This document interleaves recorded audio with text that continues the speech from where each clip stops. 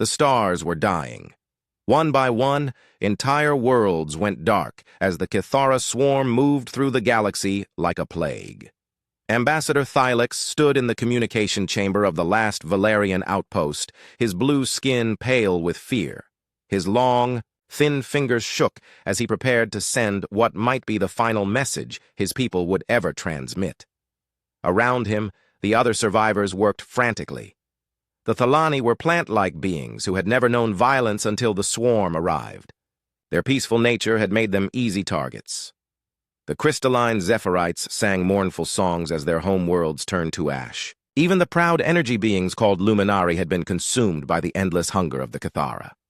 The message must reach someone, Thylix whispered to his aide, a young Thalani named Valix. Anyone who can help us. Valix's leaf-like ears drooped. But who is left, Ambassador? The hegemony fell 3 cycles ago. The Stellar Republic lasted only days after that. Every civilization we know has either been destroyed or has fled to the Outer Rim. Thylix looked at the star maps floating before him. Red markers showed where worlds once lived. Now they were empty, stripped bare by the swarm. The Kithara were not just conquerors. They were consumers. They ate everything, the plants, the animals, the very minerals in the ground. When they finished with a world, nothing remained but dead rock floating in space. There must be someone, Thylix said. He began composing the message, his voice heavy with despair.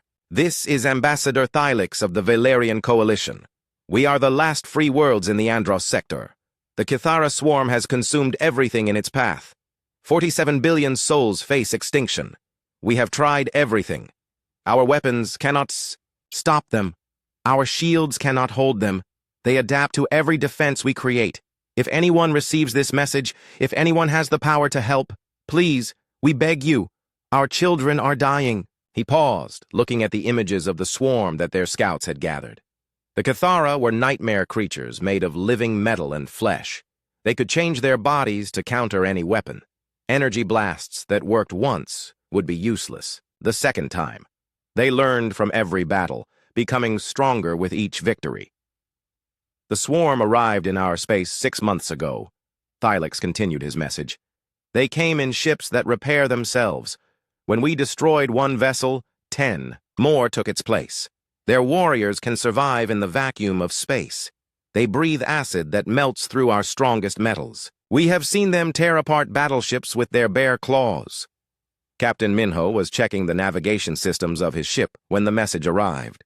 The UES Thunderbolt was a patrol vessel on the edge of known space, far from Earth. Minho was young for a captain, but he had proven himself in several small conflicts with pirates and raiders. "Captain," called his communications officer, Lieutenant Kyung-soo, "we're picking up a transmission. It's not on any standard frequency." "Put it through," Minho said, settling into his command chair. The bridge was quiet as Thylix's desperate words filled the air. The crew listened in growing horror as the alien described the Kithara swarm. 47 billion, whispered Navigator Jinwoo. "How many worlds is that?" "Too many," Minho replied grimly. He had never heard of the Valerian Coalition, but the fear in the alien's voice was real.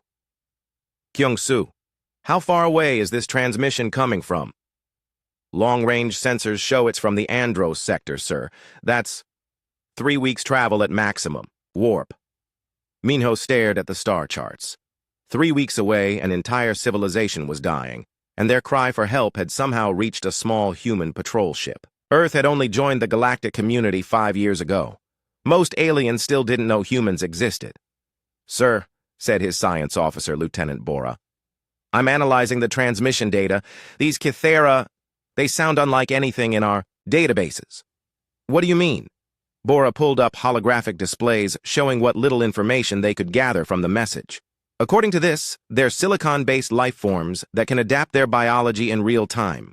They've destroyed every military force they've encountered by simply changing to counter whatever weapons are used against them." "That's impossible," said Jinwoo. "No creature can adapt that fast." "Maybe no creature we know," Bora replied. "But we've only been in space for a few decades. There's still so much we don't understand about the galaxy." Minho stood up and began pacing. His crew watched him, waiting for orders. The Thunderbolt was just one ship. What could they do against a threat that had destroyed entire fleets? Captain, Kyung-soo said quietly, should I forward this message to Earth Command? Minho nodded. Send it immediately and request permission to investigate the Andros sector. Sir, with respect, said his tactical officer, Lieutenant Sunho, we're just a patrol ship. We have 100 crew members and basic armaments. If these Kithara have destroyed civilizations that are thousands of years older than us, then maybe they haven't faced anyone like us, Minho interrupted. He didn't know where the confidence came from, but something in his gut told him this was important.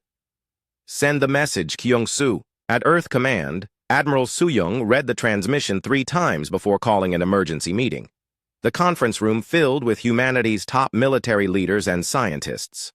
Dr. Tae-hyun, Earth's leading expert on alien biology, studied the data with growing fascination. What do we know about these Valerians? Asked General Hano. Very little, admitted Intelligence Director Woo Jin. Our contact with galactic civilization has been limited. Most species seem to avoid us. Can't imagine why, muttered Admiral Soo-young. She had noticed how other aliens reacted to humans at trade stations. They seemed frightened, though she couldn't understand why. Dr. Tae-hyun looked up from his data pad. According to this transmission, every species in their coalition is what we might call peaceful. Plant eaters, energy beings, crystal creatures that communicate through song. They've never experienced real predation. And these Kithara? Perfect. Predators from the sound of it, but... Tae-hyun paused, his eyes brightening with an idea. They've evolved to counter civilized warfare. Energy weapons, calculated tactics, individual combat superiority. What are you thinking, Doctor? Soo-young asked. I'm thinking they've never met persistence hunters. They've never faced pack tactics. Everything in their experience tells them that the strongest individual wins. Tae-hyun stood up, excitement growing in his voice. Admiral, they've spent millions of years adapting to fight chess masters. What happens when they meet a pack of wolves? The room fell silent as the implications sank in. Humanity had spent most of its evolution as hunters. They worked in groups, shared information, and never gave up once they found prey. Most importantly, they were willing to sacrifice individuals for the good of the pack. It could work, said General Hanul slowly. But we'd be risking everything on a theory. Admiral Soo-young looked around the room at her officers. These were people who had clawed their way up from a single world to become a spacefaring civilization. In just decades, they had fought wars, survived disasters, and never backed down from a challenge. 47 billion lives, she said quietly. If we don't try, who will? The decision was made. Within hours, the largest fleet Earth had ever assembled was preparing for departure. Captain Minho received new orders to proceed to the Andros sector and make contact with the Valerian coalition. Behind him would come 50 ships carrying humanity's finest warriors. As the Thunderbolt prepared to jump to hyperspace, Minho looked at his crew. They were scared but determined. None of them knew what they would find in the Andros sector, but they were going anyway. All stations report ready? Captain, announced Kyung-soo. Take us to hyperspace, Minho ordered. Let's go save some aliens. The stars stretched into lines as the Thunderbolt disappeared into the void, carrying humanity toward its first real test as members of the galactic community. Behind them, the greatest fleet Earth had ever built, prepared to follow them into the unknown. In the Andros sector, Ambassador Thylix waited by his communicator, hoping against hope that someone, somewhere, had heard their desperate call for help. 3 days after receiving the transmission, the human fleet dropped out of hyperspace at the edge of the Valerian system. Captain Minho stood on the bridge of the Thunderbolt, staring at the massive refugee fleet that filled the space around, Valeria Prime. Thousands of ships of every shape and size drifted in orbit, packed with survivors from dozens of worlds. My God, whispered Navigator Jinwoo. How many of them are there? Sensors show approximately 2 million vessels, reported Lieutenant Bora. Most are civilian transports. I'm detecting very few military ships. Admiral Jisoo's voice crackled over the communication system from her flagship, the UES Defiance. All ships, maintain formation. We don't know how these aliens will react to our arrival. Minho understood her caution. When humans had first made contact with galactic civilization, the reaction had been mixed. Most aliens seemed to find humans disturbing for reasons no one could explain. Something about their appearance or behavior made other species nervous. Captain, called Communications Officer Kyung-soo. We're receiving a transmission from the planet's surface. Put it through, Ambassador. Thylex's image appeared on the main screen. The alien looked even more fragile than Minho had expected. His blue skin was almost transparent, showing delicate bone structures underneath. His large eyes held a mixture of hope and terror. Unknown vessels, Thylex said in heavily accented Standard Galactic, please identify yourselves. Are you here to help, or are you another threat we must face? Admiral Jisoo answered from her ship. This is Admiral Jisoo of the United Earth Space Force. We received your distress call. We're here to help. The silence that followed stretched for nearly a minute. When Thylex spoke again, his voice was barely a whisper. Earth? We have never heard of your species. You are not in any of our databases. We're new to Galactic. Politics, Jisoo replied. But we're here now. Minho watched as other alien faces appeared on screens around Thylex. A crystalline being that sparkled like a living gemstone. A creature that seemed to be made entirely of flowing energy. Others, too strange to easily describe. All of them were staring at the humans with expressions that looked like fear. Admiral, Thylex said carefully, forgive my directness, but what kind of beings are you? Your ships are unlike anything we have seen, and your faces. What about our faces? Jisoo asked. A new voice joined the conversation. It belonged to a tall, graceful being with silver skin and 4 arms. Your eyes, the creature said. They face forward, like predators, and your teeth. You have fangs. Minho touched his own canine teeth self-consciously. He had never thought of them as fangs before. We are omnivores, Jisoo explained patiently. We eat both plants and meat. But we are not here to harm you. We came because you asked for help. Dr. Hyunwoo, the fleet's chief medical officer, was aboard one of the smaller vessels trying to provide aid to wounded refugees. His first attempt to help had gone badly. An injured Thalani child had been brought to him, and when Hyunwoo tried to examine the wound, his gentle touch had accidentally broken the child's arm. Their bones are like glass, he reported to Admiral Jisoo over the communication link. I barely touched the patient and caused more injury.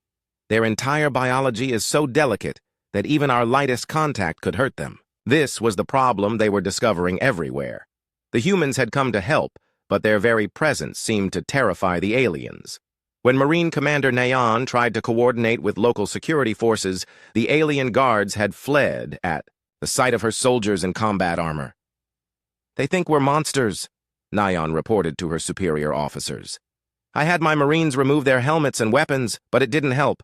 One look at us and they panic. Meanwhile, Lieutenant Sunho was reviewing the tactical data the aliens had provided about the Cathara swarm. What he saw made no sense from a human military perspective. Admiral, he reported during the senior staff meeting aboard the Defiance, I've analyzed their battle records. These aliens fight like academic debaters. Explain, Jisoo ordered. Every engagement follows the same pattern. They calculate the optimal strategy, deploy their forces in perfect formations, and execute textbook maneuvers. It's all very logical and efficient. That sounds like good military doctrine to me, said General In-ho, who commanded the fleet's ground forces. Yes, sir, against other logical opponents. But the Kithara don't fight logically. They just swarm. They take massive casualties but keep coming. And every time they encounter a new weapon or tactic, they adapt to counter it within hours. Dr. Tae-hyun, who had traveled with the fleet to study the aliens, was fascinated by what he was learning. The problem is cultural, he explained during the same meeting. These species have all evolved past the need for individual violence. They've been civilized for so long that they've forgotten how to be savage. And the Kithara? Pure predators. But they've evolved to counter civilized warfare. They expect their enemies to be logical, to value efficiency over brutality, to try to minimize casualties. Taehyun pulled up a holographic display showing the swarm's attack patterns. They've never faced an enemy that fights like we do. The conversation was interrupted by urgent alarms. Admiral, called the Defiance's sensor operator. Multiple contacts dropping out of hyperspace. It's a Cathara scout force. On the main screen, they could see 3 alien vessels emerging from the swirling energy of hyperspace. The ships were like nothing in human databases. Organic-looking things that seemed to grow rather than being built. They moved with fluid grace, like living creatures swimming through space. All civilian vessels, this is Admiral Jisoo, she broadcast on all frequencies. Move away from the incoming hostiles. Military vessels, assume defensive positions. The response from the alien refugee fleet was chaos. Ships scattered in all directions with no coordination. Some tried to flee the system entirely, while others clustered around the human warships like frightened children hiding behind adults. Commander Dongwu, the Defiance's tactical officer, watched the approaching Cathara ships with professional interest. Their formation is perfect, he noted. Optimized for maximum firepower concentration and mutual support. What would you do against them? Jisoo asked. Dongwu studied the display for a moment. Conventional tactics? I'd try to match their formation, concentrate my own firepower, maybe attempt to outflank them. And unconventionally, a grin spread across Dongwu's face. I'd ram the lead ship while the other 2 were still getting into position. The Cathara opened fire on the nearest refugee ships.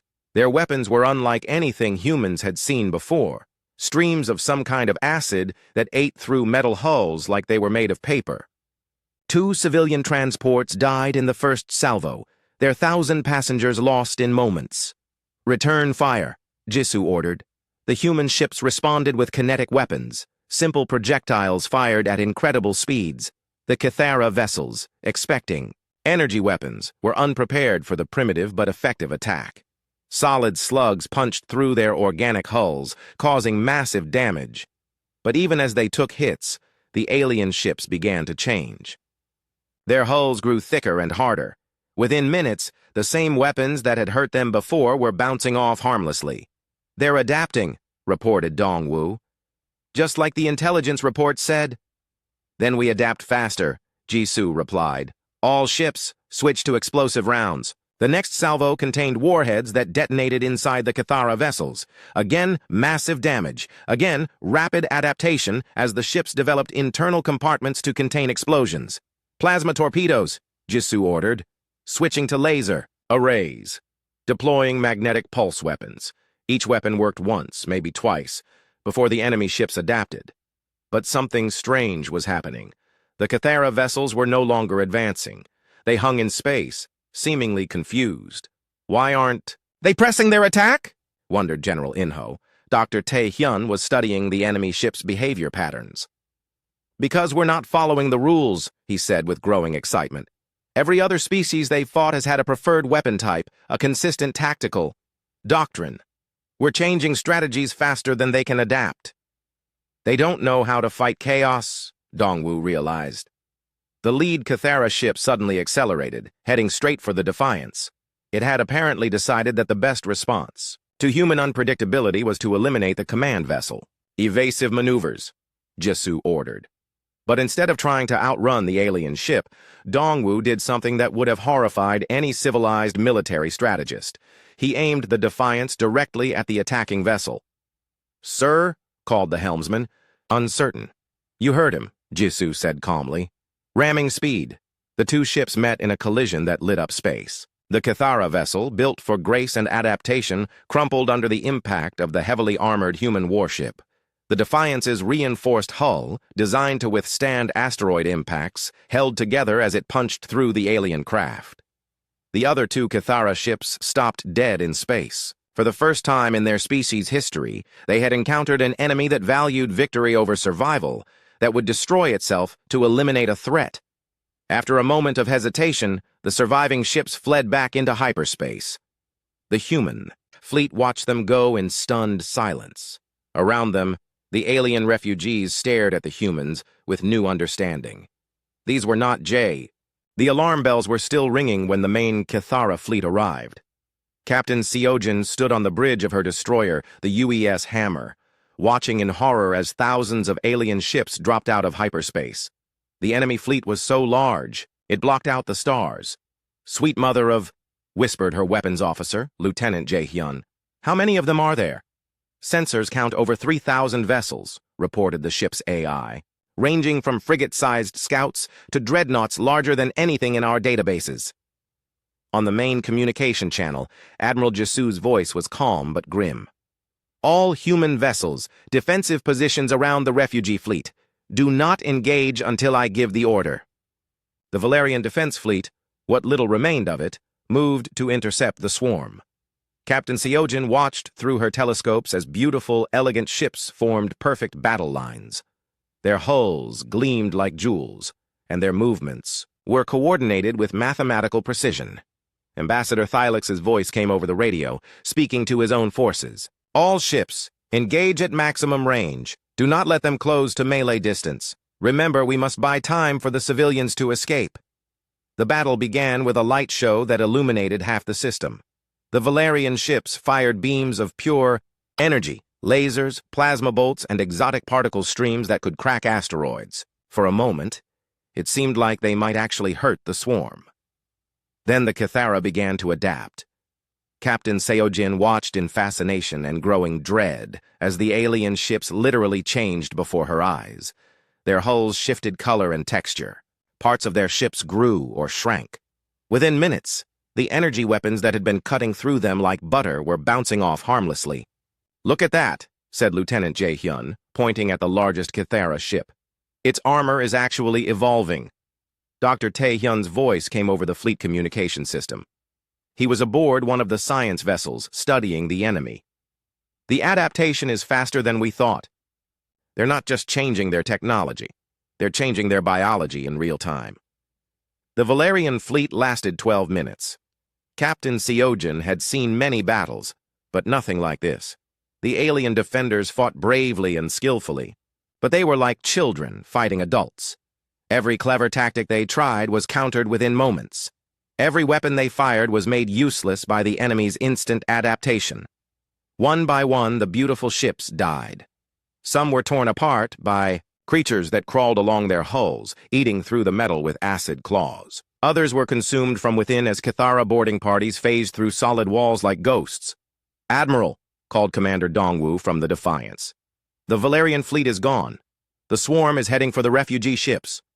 All human vessels," Admiral Jisu ordered, "engage the enemy. Show them what Deathworlders can do." Captain Seojin smiled grimly. "You heard the Admiral. All weapons, target the lead dreadnought.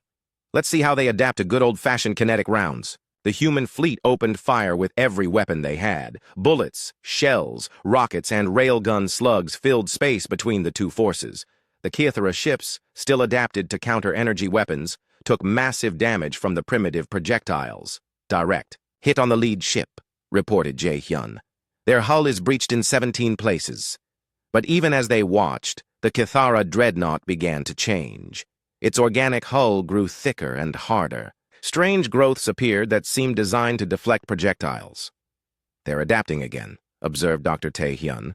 "But it's taking them longer this time. Physical adaptation is harder than energy field modification." "Then we don't give them time," Captain Seojin decided. "All ships, ramming speed. We're going to hurt them faster than they can heal." What followed was unlike any space battle in galactic history. Instead of elegant maneuvers and calculated risks, the humans fought like berserkers. They rammed enemy ships, used their own vessels as weapons, and seemed to care nothing for their own survival. Lieutenant Wu Jin, commanding a marine assault team, led the first successful boarding action against a Kithara bioship. His soldiers carried flamethrowers, explosives, and simple steel blades instead of the energy weapons the swarm expected. "The inside of this ship is like a living organism," Wu Jin reported as his team fought through organic corridors that pulsed, like arteries. "The walls are trying to close in on us, but they can't adapt fast enough to counter fire." His Marines set charges throughout the vessel while fighting hand-to-hand with Kithara warriors. The aliens were strong and fast, but they had never faced opponents who would bite, claw, and use broken pieces of their own equipment as weapons. "These humans are insane," one of the Kithara commanders transmitted to his fleet. "They fight like wild animals. They have no regard for their own lives." The truth was worse than that. Humans did value their lives, but they valued the mission more. When Corporal Minji's squad was trapped in a dead-end corridor, she didn't try to negotiate or retreat. She detonated a grenade that killed her entire squad, but also destroyed the ship's central nervous system. Dr. Tae-hyun, monitoring the battle from his science ship, was making crucial discoveries. "Admiral, I'm seeing something important. The Kithara adapt to individual threats, but they can't handle rapid changes in tactics." "Explain," Jisoo ordered, while her ship exchanged fire with 3 enemy vessels. "They're like an immune system," Tae-hyun said. "They develop specific counters to specific threats. But if we keep changing our methods faster than they can adapt, we can stay ahead of them," Jisoo realized. "All ships, new orders. No ship uses the same weapon twice in a row. Keep switching tactics every 30 seconds. The human fleet began fighting in a way that violated every rule of military doctrine. Ships would fire kinetic weapons, then switch to explosives, then ram the enemy, then pull back and use electromagnetic pulses. There was no pattern, no logic, just constant adaptation. Captain Seojin found herself in close combat with a Kithara cruiser that had grown massive claws to grab her ship. Instead of trying to break free, she used her ship's engines to spin both vessels in a deadly dance, while her crew fired everything they had into the alien's exposed underside. "This is either brilliant or completely crazy," muttered Jae-hyun as he watched his captain use their destroyer like a club. "With humans, there's often no difference," replied the ship's doctor, Nurse Yuna, who was treating wounded crew members with one hand while firing a shotgun at Kithara infiltrators with the other. The turning point came when the largest Kithara, Dreadnought, a living mountain of metal and flesh, began heading straight for the refugee fleet. It had adapted to every human weapon and seemed unstoppable. "All ships," Admiral Jisoo ordered. "Protect the civilians, whatever it takes." Captain Seojin looked at her damaged ship, her wounded crew, and the impossible enemy bearing down on them. Then she looked at Lieutenant Woo Jin, who had just returned from his boarding mission covered in alien blood and human determination. "Woo Jin," she said, "how many Marines do you have left?" 47, Captain. "All volunteers for whatever crazy plan you're thinking." "Good. Because we're going to board that dreadnought and plant nuclear charges in its brain." The plan was suicide, and everyone knew it. The Kithara dreadnought was the size of a small city, filled with thousands of alien warriors and protected by defenses that had adapted to counter every human weapon. But as the hammer approached the enemy ship, something unexpected happened. The dreadnought hesitated. For the first time in their species' history, the Kithara were facing an enemy they couldn't understand or predict. "Why are they coming closer?" the swarm's hive mind wondered. "Their ship is damaged. They cannot hope to defeat us in direct combat. This action serves no logical purpose." That was exactly the point. Humans didn't always act logically. Sometimes they acted out of pure, stubborn refusal to give up. The boarding action that followed became legendary. Woo Jin and his Marines fought through organic corridors while Captain Seojin piloted her dying ship like a guided missile. They used jury-rigged explosives, improvised weapons, and sheer bloody-minded determination to carve their way to the dreadnought's central core. "Nuclear charges in place," Woo Jin reported as alien defenders closed in on his position. "Detonation in 60 seconds. "Get out of there, Lieutenant," Seojin ordered. "Can't do that, Captain. Someone needs to make sure these charges don't get removed. Besides," he added with a grin that was somehow audible over the radio, "I always wanted to see what the inside of a nuclear explosion looks like." The explosion lit up the entire system. The Kithara dreadnought, the pride of the swarm, died in nuclear fire. Around it, the rest of the enemy fleet stopped moving. For the first time in their species' memory, the Kithara were afraid. "Admiral," Dr. Tae-hyun reported, his voice filled with wonder, "the swarm is retreating. They're actually running away." The human fleet watched in amazement as thousands of Kithara ships fled back into hyperspace. They weren't retreating because they were defeated. They were retreating because they couldn't comprehend their opponents. What kind of beings fight like that? The swarm's collective consciousness wondered as it fled. What kind of species values death over defeat? How do we adapt to insanity? In the aftermath, as rescue ships searched for survivors and the alien, refugees tried to process what they had witnessed, Ambassador Thylix approached Admiral Jisoo with a "may-I." News of humanity's victory spread across the galaxy faster than light itself. Within days, Admiral Suyung found herself receiving desperate messages from dozens of alien species. The peaceful Alderans begged for help against Cathara attacks on their farming worlds. The crystalline Zephyrites sang mournful songs pleading for human protection. Even the proud stellar hegemony, who had previously ignored Earth's existence, sent formal requests for military assistance. "We can't be everywhere at once," General Hanul said during the emergency council meeting on Earth. "We have 50 ships, and they're asking us to defend 300 worlds." Admiral Suyung studied the star maps covering the walls of the command center. Red markers showed where the Cathara swarm was attacking. There were too many to count. "We need to teach them to fight back," she decided. "Sending our fleets to every battle won't work. We need to change how the galaxy thinks about warfare." Dr. Millon, a military strategist who had spent years studying alien cultures, stepped forward. She was young for such an important position, but her theories about cross-species combat had proven accurate during the Valerian battle. "I've been working on something," Millon said, activating a holographic display. "I call it the Deathworld Doctrine. The problem isn't that these aliens can't fight, it's that they fight like civilized beings instead of survivors." The display showed comparison videos. On one side, elegant Valerian ships moving in perfect formations, calculating optimal firing solutions, trying to minimize casualties. On the other side, human marines charging through smoke and fire using whatever weapons they could find, willing to die to complete their missions. "Every species in the galaxy has evolved past individual violence," Millon explained. "They've been peaceful for so long that they've forgotten how to be savage. But the Cathara are pure predators. You can't fight a predator with mathematics and logic." "So we teach them to be more like us?" asked General Hanul. "Not exactly. We teach them to think like survivors instead of citizens." The first test of the Deathworld Doctrine came when the Cathara attacked the industrial world of Nexus 7. Instead of sending human ships to defend the planet, Admiral Suyung sent Dr. Millon and a team of military advisors to work with the local defense forces. Commander Jisoo traveled with them, leading a small group of human specialists. Her job was not to fight the Cathara, but to teach the aliens how to fight them.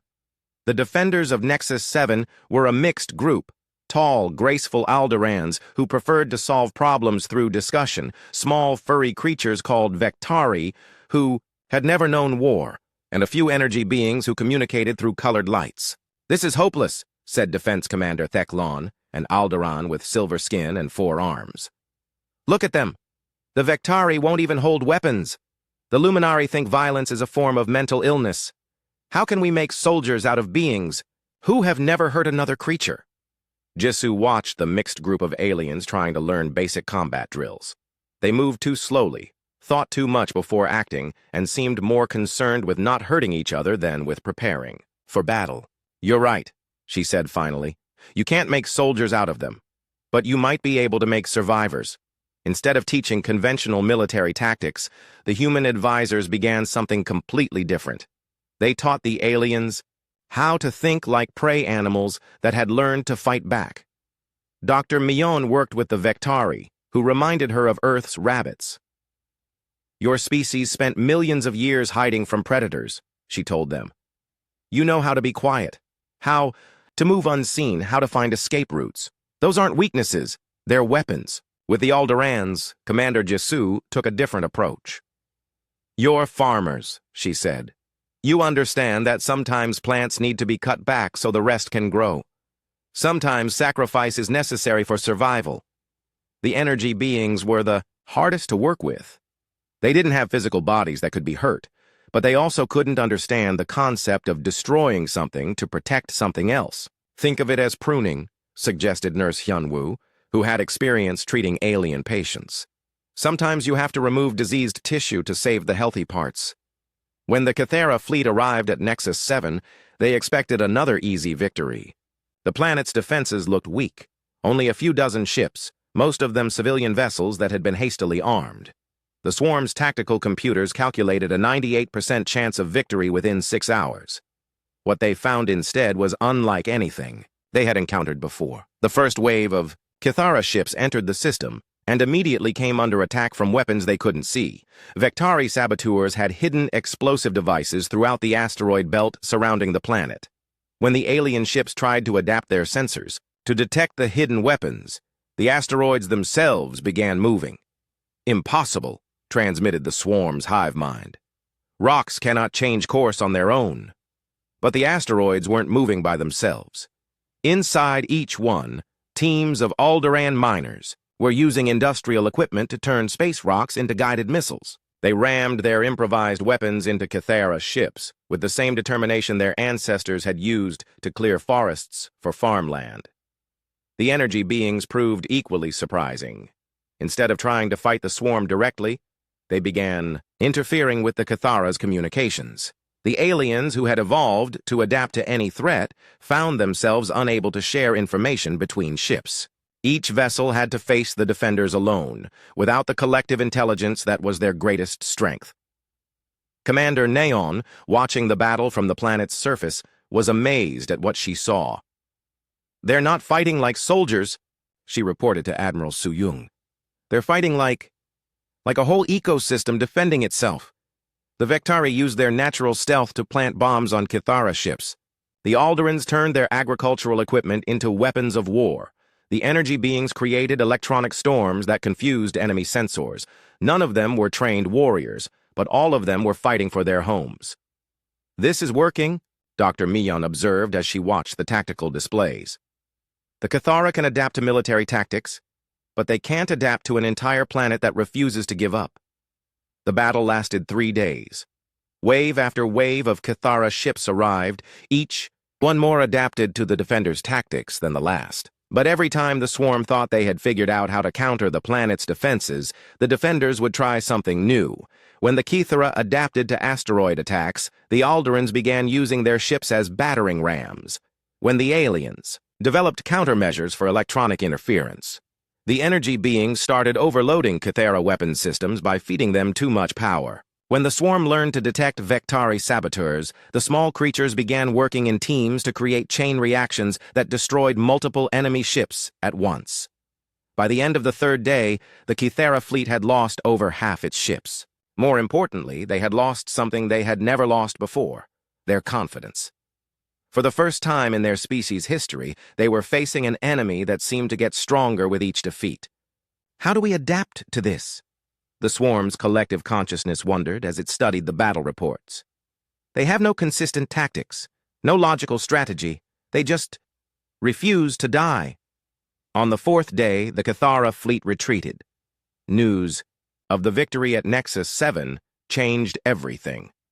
For the first time since the swarm had begun its rampage across the galaxy, a world had successfully defended itself without human military intervention. "It's not about being stronger than the enemy," Dr. Mion explained to the gathered alien leaders during the victory celebration. "It's about being more stubborn. The Cathara can adapt to any weapon, any tactic, any strategy, but they can't adapt to sheer bloody-minded refusal to give up." Admiral Suyung, attending the meeting via hologram from Earth, outlined the next phase of the plan. "We're going to establish training centers on 20 worlds.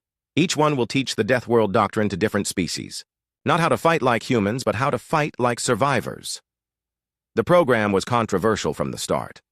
Many alien leaders were horrified by what they saw as the barbarization of galactic civilization. The Elegant Hegemony Council formally protested the training programs.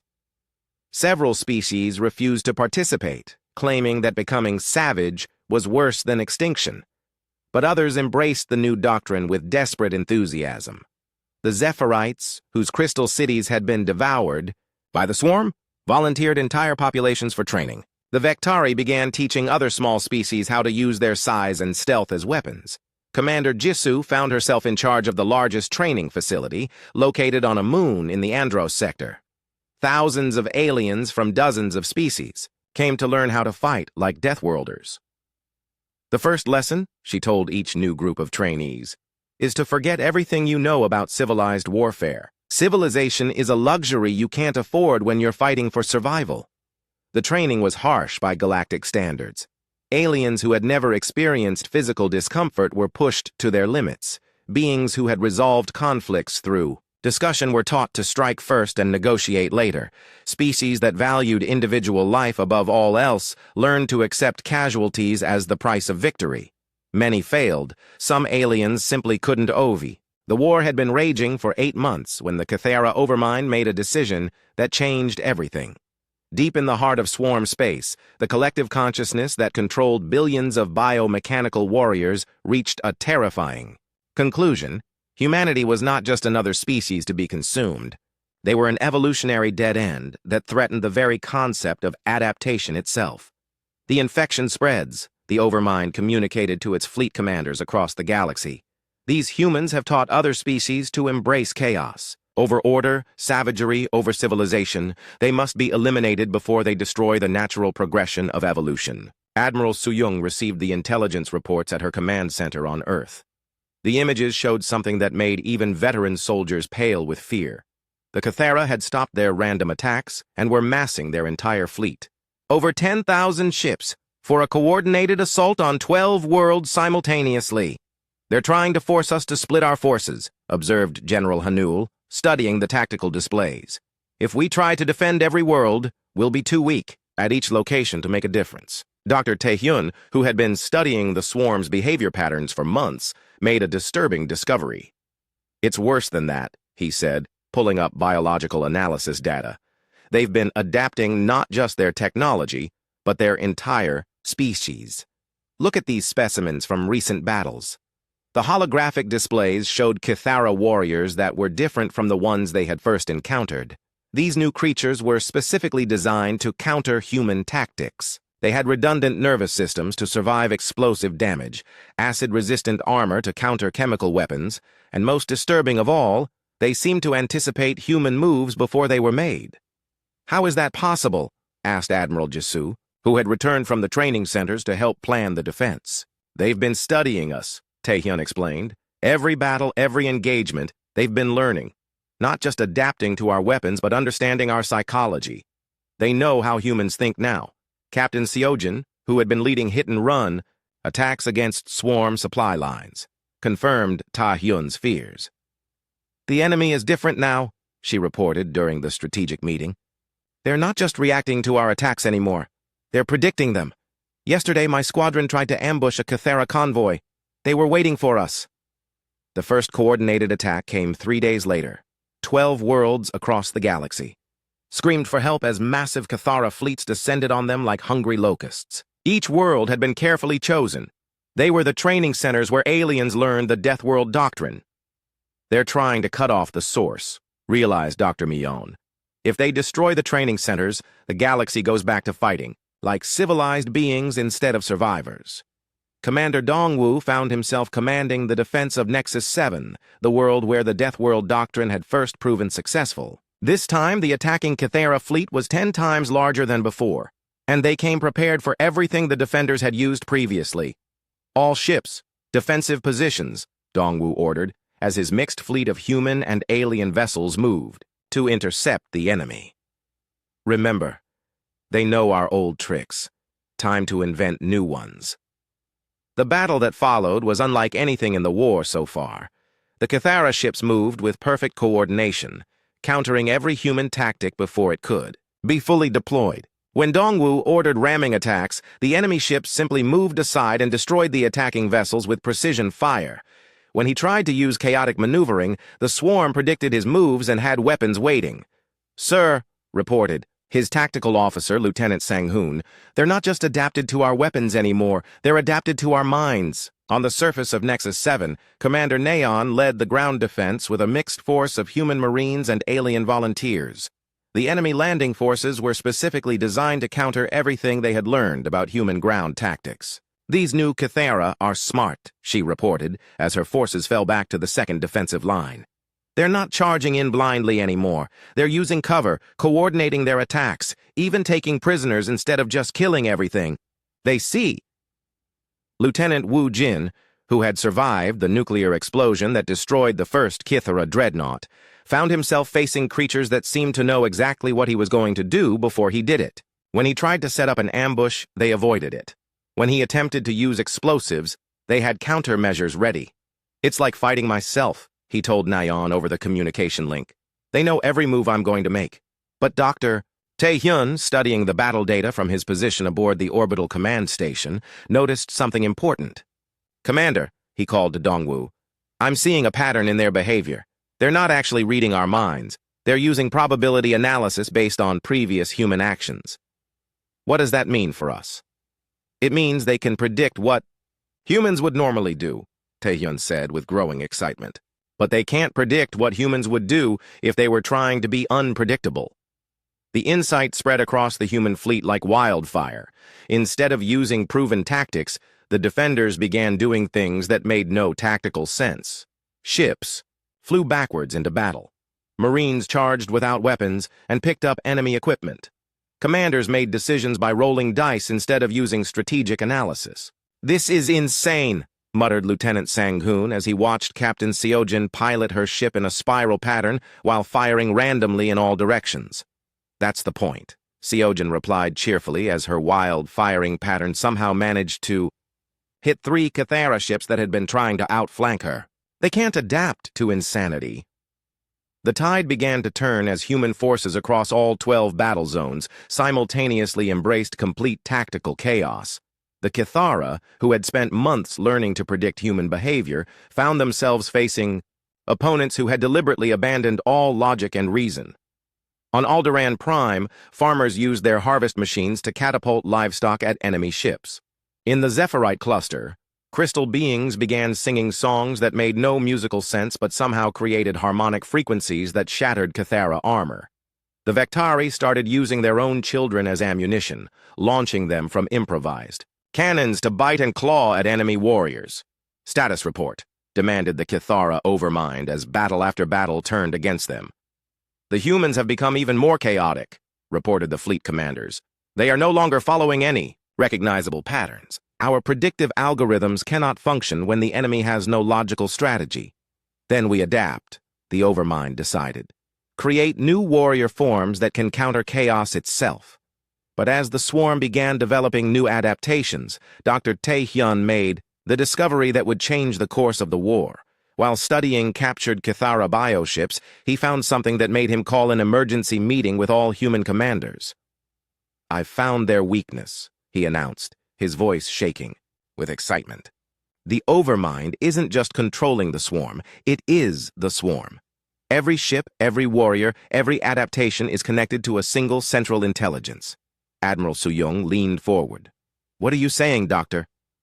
I'm saying that for all their individual adaptability, the Cathara are the most predictable enemy we could face. They're a hive mind. They think as one organism, which means they can only process one strategy at a time. Captain Minho, who had been leading deep strike missions into swarm territory, understood immediately.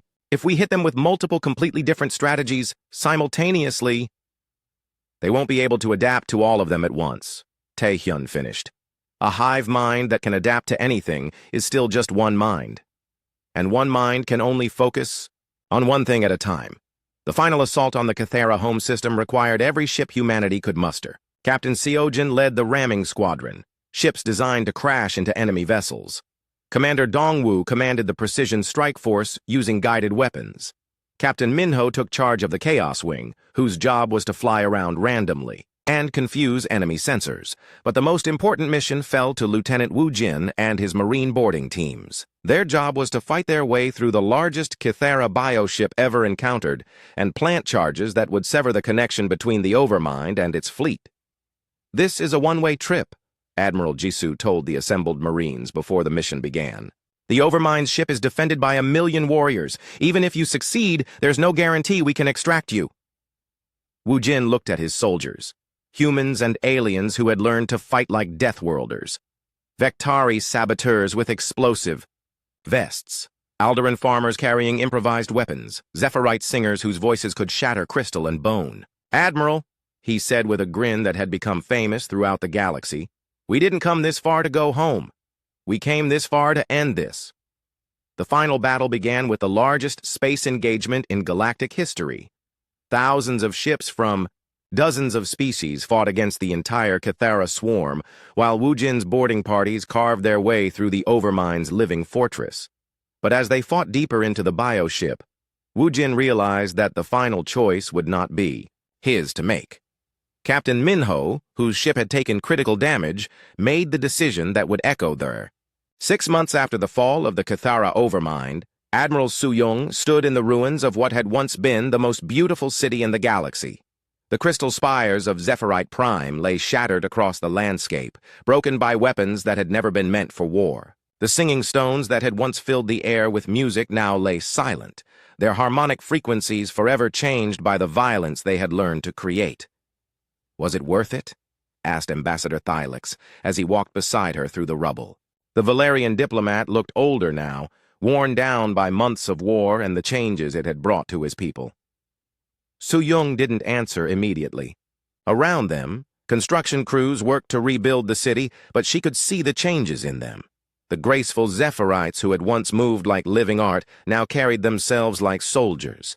Their beautiful songs had been replaced by efficient communications protocols. They had survived, but something essential had been lost in the process. "The Cathara are gone," she said finally. 47 billion people are alive who would have died. That has to count for something. But at what cost? Thylix gestured to a group of young Vectari who were playing in the ruins. Instead of the gentle games their species had played for millennia, they were practicing combat maneuvers. Children who should have been learning to build were learning to destroy. Look at what we've become. The problem was spreading across the galaxy. Dr. Millon's reports painted a disturbing picture of the post-war period. Species that had embraced the Death World doctrine were having trouble returning to peaceful ways. The Alderaan farmers who had learned to use their equipment as weapons were now fighting border disputes with the same tactics they had used against the swarm. The Vectari, once known for their gentle nature, had developed a warrior culture that glorified violence. "They've learned to fight," Dr. Taehyun observed during a meeting aboard the orbital research station above Nexus 7, "but they haven't learned when to stop fighting." Commander Jisoo, who had spent the last months trying to establish peace between former allies who now saw each other as threats, nodded grimly.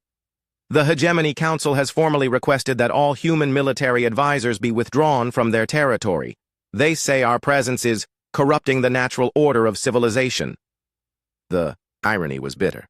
Humanity had saved the galaxy by teaching it to be more like Earth, violent, chaotic, and willing to do anything to survive. But now that the immediate threat was gone, many species were horrified by what they had become. "We created monsters," said Captain Seojin during a video conference from her new posting on the Galactic Rim. "We took peaceful beings and turned them into killers. Some of them are better at it than we are now." The evidence was impossible to ignore. The Zephyrites had developed sonic weapons that could shatter planets. The Vectari had formed raiding clans that attacked shipping lanes for sport.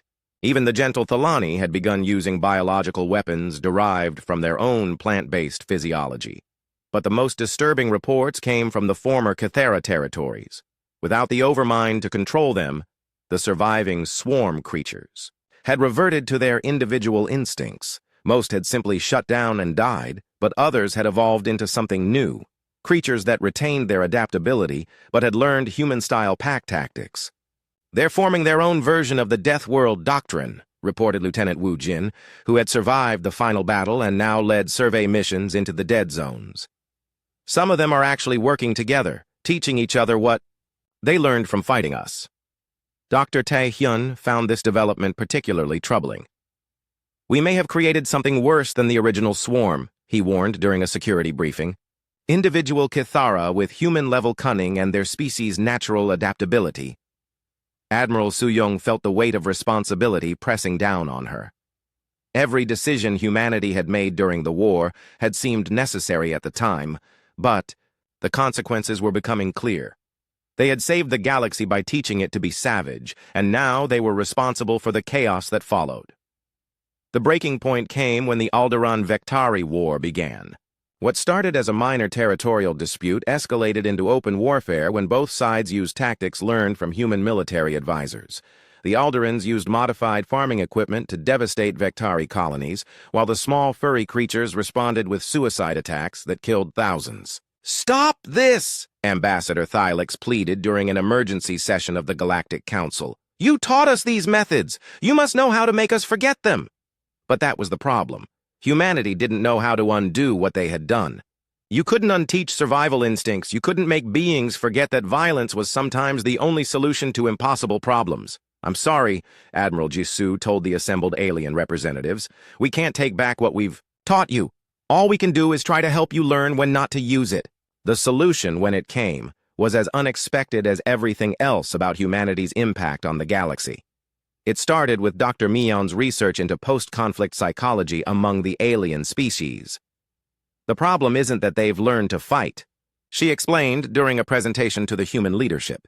"The problem is that they don't have the cultural framework to understand when fighting should stop." Humans, she pointed out, had spent their entire evolutionary history balancing violence with cooperation. They knew how to be savage when necessary and civilized when possible. But the alien species had skipped that entire developmental phase. "We need to teach them the other half of the Death World doctrine," Mion concluded. "Not just how to fight like animals, but how to choose when to be human instead." The new training programs were very different from the military academies that had won the war. Instead of teaching tactics and weapons, they focused on ethics, psychology, and the delicate balance between civilization and survival. Commander Neon found herself running classes on controlled aggression for former Kythera fighters who had learned to work together. "Violence is a tool," she told them. "Like any tool, it can build or destroy. The choice is yours." Lieutenant Sang-hoon worked with Alderaan communities that had become too comfortable with using force to solve problems. "Your ancestors were farmers," he reminded them. "They knew that some plants needed to be cut back, but they also knew that if you cut too much, nothing would grow." Captain Seojin established meditation centers where Zephyrite could learn to channel their aggressive energies into constructive purposes. "Your songs once created beauty," she told them. "They can do so again." The process was slow and painful. Many species struggled with the concept that the same instincts that had saved them could also destroy them. Some rejected the new teachings entirely, preferring the simple clarity of constant warfare to the complex balance of true civilization.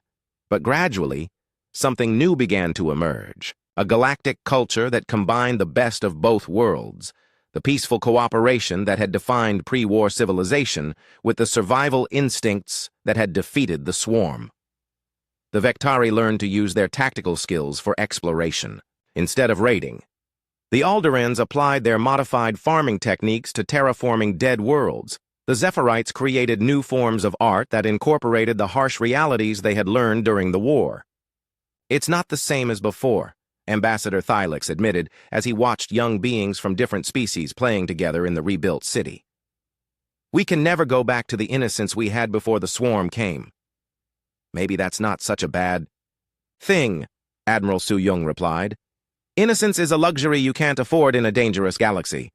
But wisdom is something you can build on."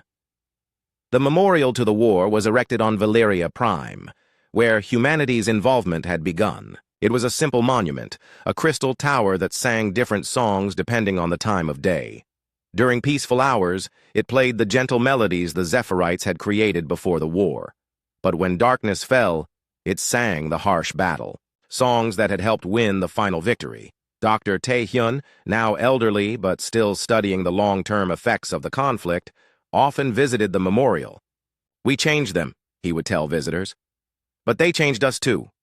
We came here thinking we were saving innocent aliens from monsters. We learned that sometimes the only way to stop a monster is to become one yourself."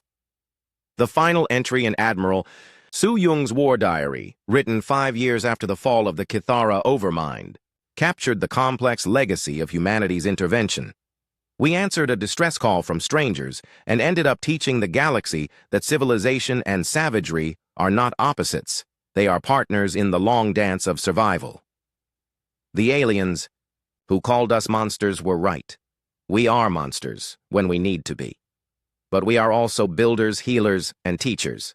The galaxy is safer now, but it has paid a price for that safety. The question that haunts me is whether the cure we provided was worth the innocence we destroyed. "History will judge us," she concluded. "But today, 47 billion beings are alive to have children, to build cities, to sing songs and tell stories. If that is not worth the price we paid, then nothing is. In the years that followed, when new threats emerged from the dark spaces, between stars, the galaxy no longer sent messages begging for heroes or saviors. They sent targeted requests to Earth, ASCII.